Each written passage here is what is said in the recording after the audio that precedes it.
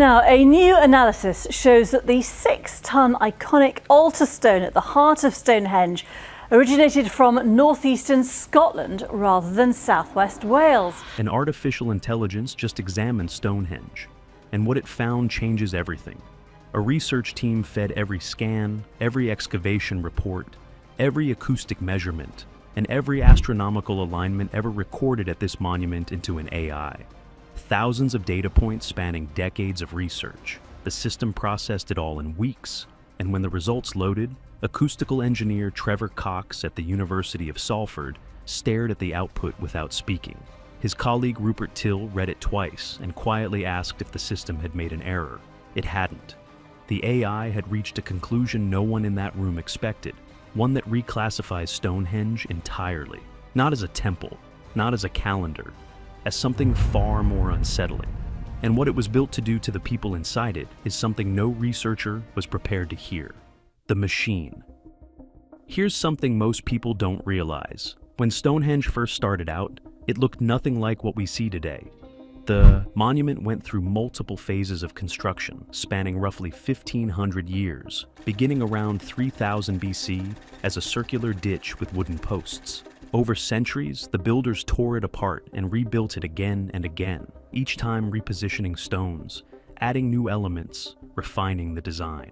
Later, researchers noted the stone count corresponds loosely with a 30-day month.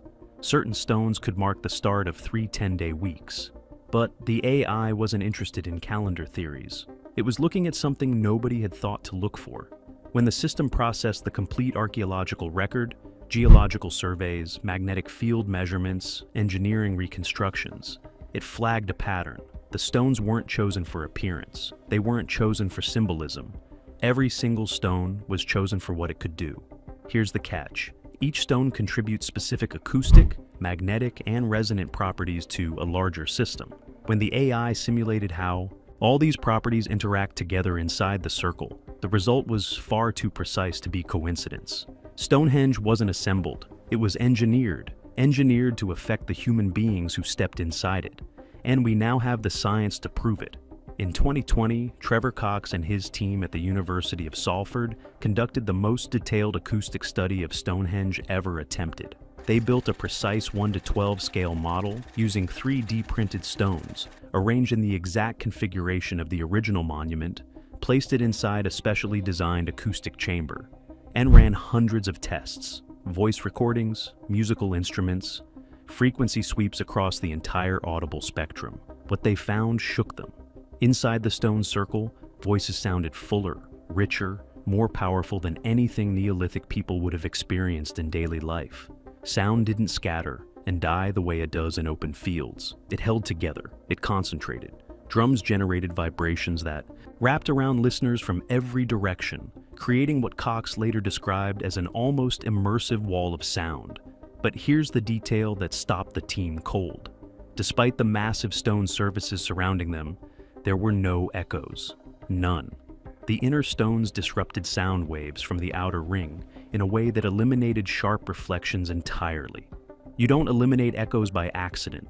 You eliminate them through engineering. Someone designed this. And get this? That's not even the disturbing part. Rupert Till, a musicologist and acoustics researcher at the University of Huddersfield, expanded on Cox's work by studying the Welsh bluestones themselves. He discovered that some produce metallic ringing tones when struck, almost like bells. The region they were quarried from is called Maen Clochog in Welsh, ringing stones. The Neolithic builders selected these specific rocks from a site 150 miles away because they rang. Not the rocks next door, not the rocks 10 miles out. Rocks from 150 miles away hauled across brutal terrain because they made the right sound. Then Till found something else, something he initially didn't want to publish. The stone arrangement produces low-frequency resonance, deep vibrations below the threshold of conscious hearing. Scientists call it infrasound. You don't hear infrasound with your ears, you feel it, in your chest, in your bones, in your gut. Now, here's where it gets dark. Infrasound doesn't just create physical sensations, it creates emotional ones, and not subtle ones. Laboratory studies have shown that subjects exposed to infrasound at specific frequencies report chills down their spine, sudden dread, crushing pressure on their chest, and the unshakable feeling of being watched. Some see flickering shadows at the edges of their vision. Others feel a primal, overwhelming urge to flee, a deep animal panic that has no rational explanation. In controlled environments, researchers have watched calm, rational adults become visibly distressed within minutes of exposure, all from sound waves they couldn't consciously hear. And that's not even the worst part. Infrasound also induces heightened suggestibility and emotional vulnerability. Your rational mind stays intact. You can still think clearly. But your body is screaming that something powerful and invisible is standing right beside you. And in that state, you will believe almost anything someone in authority tells you. When Cox explained the implications to journalists, his voice went flat. The kind of quiet that fills a room when someone realizes they've found something they weren't supposed to find. The acoustic properties of Stonehenge weren't incidental. They weren't a lucky accident of stacking rocks. They were the entire point. The AI processed all of this and reached a conclusion the research team found deeply unsettling. Stonehenge wasn't built for worship. It was built to manufacture a psychological state on demand in anyone who entered the circle, and the acoustics were just the beginning. If you're starting to realize that everything you learned about Stonehenge was fundamentally wrong, hit subscribe, because the data gets much darker from here. The weapon. Now, imagine this from the perspective of someone living 5,000 years ago. You've traveled for days, maybe weeks, to reach this place everyone speaks of in hushed tones. You've heard stories your entire life. Your parents told you. Their parents told them. The place where the gods speak. The place where the earth hums with voices from beyond. You arrive exhausted, hungry, already overwhelmed. You see the stones rising against the sky, impossibly massive, arranged in patterns that pulse with meaning you can't quite grasp. You enter the circle at sunset, when the light bleeds red across the horizon, and suddenly you feel something you've never felt before. A vibration begins in your chest, not a sound you can hear, a pressure you can't escape. The air thickens. When the priests speak, their voices don't just reach your ears, they surround you. They fill the space between your thoughts. They seem to come from everywhere and nowhere. From the stones themselves, from the ground beneath your feet, from inside your own skull. Your heart races without reason. Your skin prickles with electricity that has no source. A wave of nausea rolls through you, then passes, replaced by something worse, a sense of absolute smallness, absolute vulnerability. Every instinct screams that you're in the presence of something beyond human, something divine, something that could destroy you with a thought. And then the priest tells you the gods demand your grain, your labor, your children for their service. You believe it, not because of faith, not because of tradition, because every cell in your body is confirming it. The terror isn't in your mind, it's in your bones. And you would do anything, give anything, to make it stop. But here's the deal. You weren't imagining any of it. The stones were doing it to you. The builders weren't primitive architects stacking rocks in decorative circles. They were masters of acoustic engineering and human psychology, operating at a level we're only now beginning to understand. They knew that a man who feels terror in his bones will believe anything you tell him about gods and punishment. And they built a structure that could manufacture that terror on demand. Not once, not for special occasions. Anytime they needed compliance, anytime they needed obedience, anytime they needed someone to believe, they had the machine. So, if Stonehenge was a precision instrument for rewriting human emotion, a weapon disguised as sacred architecture, the next question kept the research team awake for weeks. Where did all the parts come from? Because the builders didn't use local materials. They went to extraordinary, seemingly impossible lengths to acquire specific stones from specific places. And when the AI traced the origins of every component, it found something that shouldn't have been possible. The impossible journey. The smaller bluestones weigh between 2 and 5 tons. The sarsens weigh up to 25.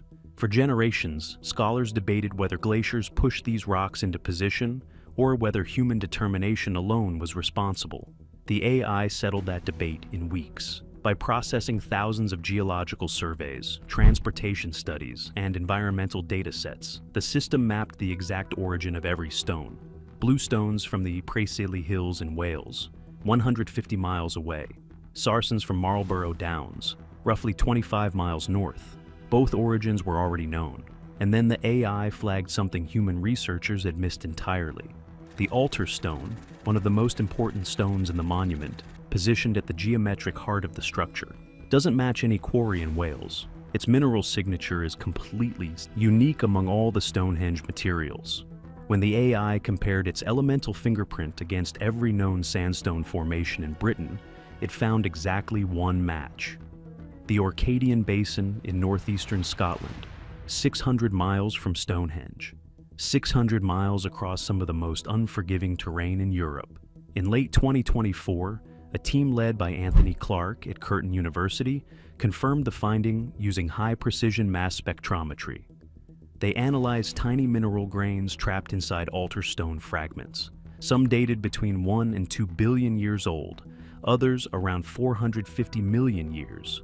This specific mineral fingerprint exists in only one geological formation on Earth, Scotland's ancient Orcadian sandstone deposits. The match was unmistakable. Dr. Robert Till of University College London, one of Britain's foremost geological analysts of Stonehenge, called the results unprecedented. He went quiet for a long moment before saying what everyone in the room was thinking. Moving a 6-ton block across the full length of Britain, with Neolithic technology bordered on the impossible. And get this, Professor Chris Kirkland laid it out plainly. The builders almost certainly used marine transport, guiding massive stones along hundreds of kilometers of rugged coastline, using boats, tidal patterns, ocean currents, and navigation skills that nobody believed Neolithic people possessed. Open ocean navigation in vessels made from animal hides and timber, launching multi-ton cargo from rocky shores into unpredictable Atlantic swells, timing departures with tidal windows lasting mere hours, navigating around headlands where currents could crush a boat against cliff faces. One miscalculation, and the stone, along with the entire crew, would vanish beneath the waves.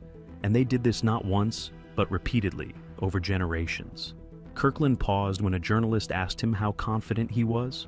"Very," he said. "The geological evidence leaves no other explanation." These weren't scattered tribes fumbling through prehistory.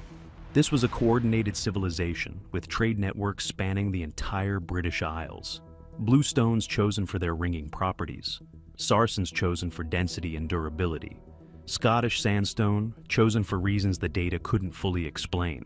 Every component selected with surgical intention.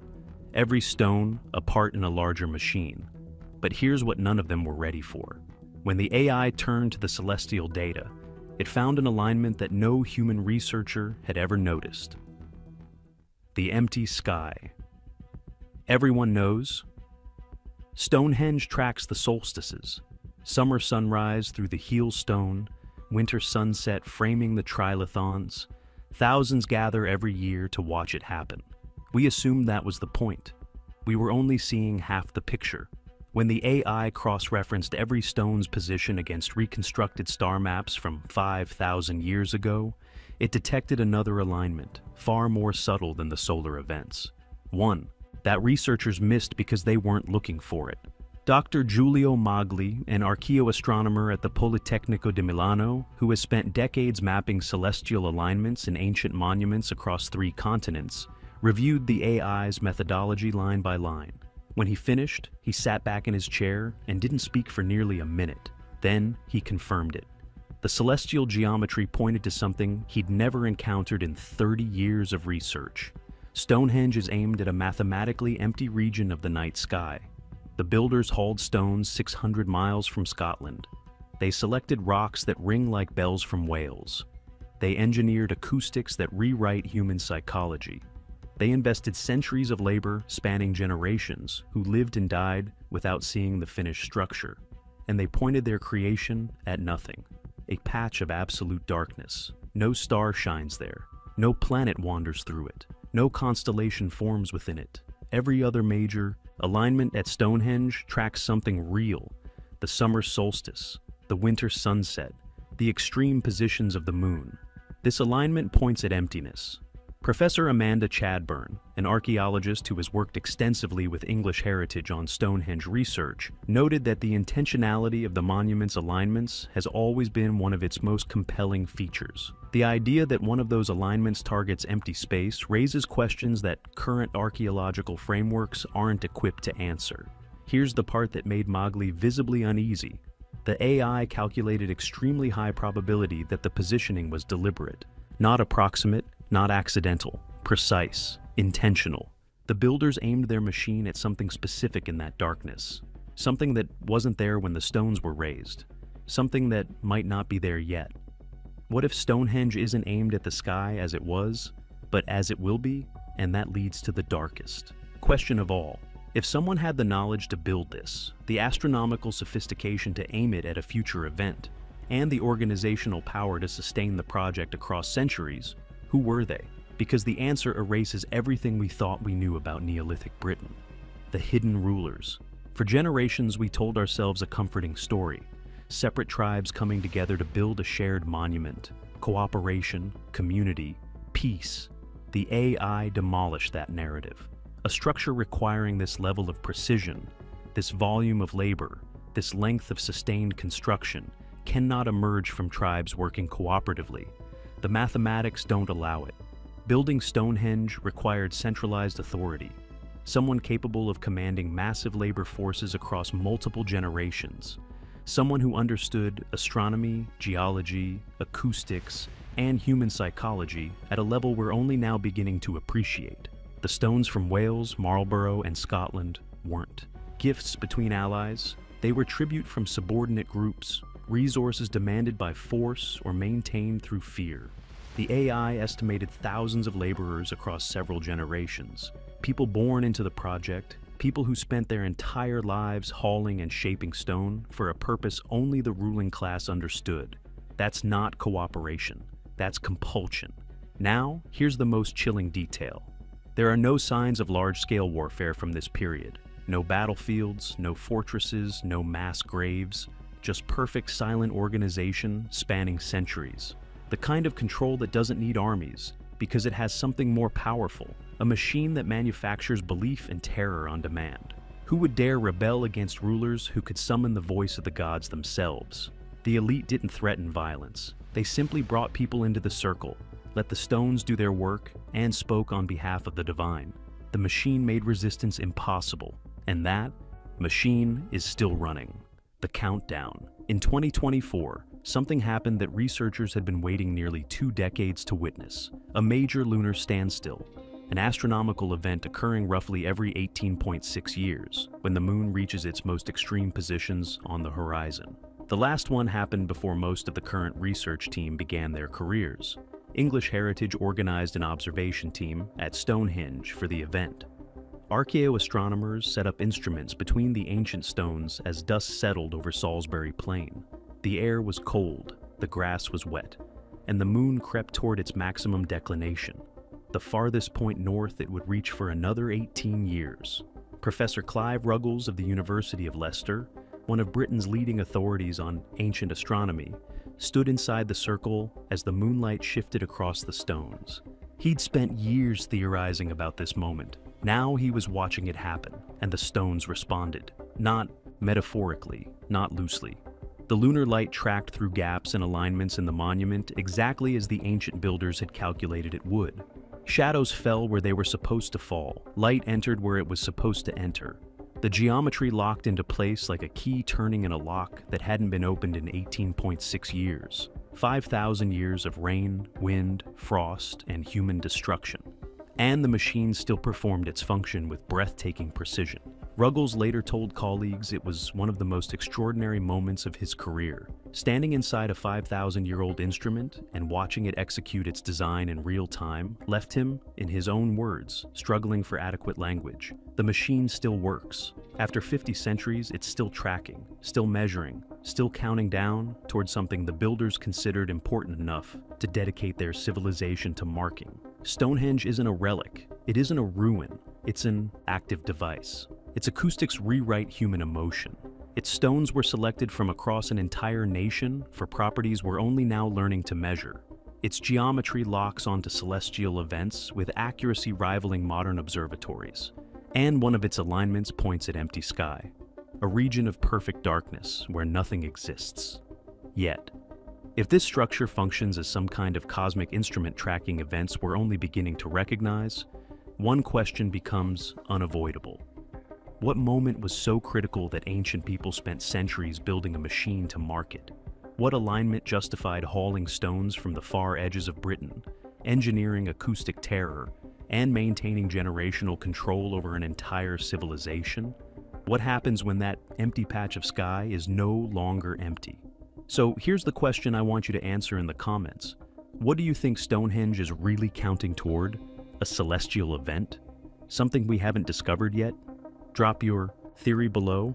I read every single one. 5,000 years ago, a civilization far more advanced than anyone imagined built a machine from carefully selected stone, precisely engineered sound, and starlight. They aimed it at an empty patch of sky. And they waited. The machine is still running. If this changed the way you think about Stonehenge, smash that like button. It helps more people see this. Hit subscribe and tap the notification bell so you don't miss what's coming next. Because we're pulling the thread on ancient sites all over the world, and what we're finding is going to change everything. We're just getting started.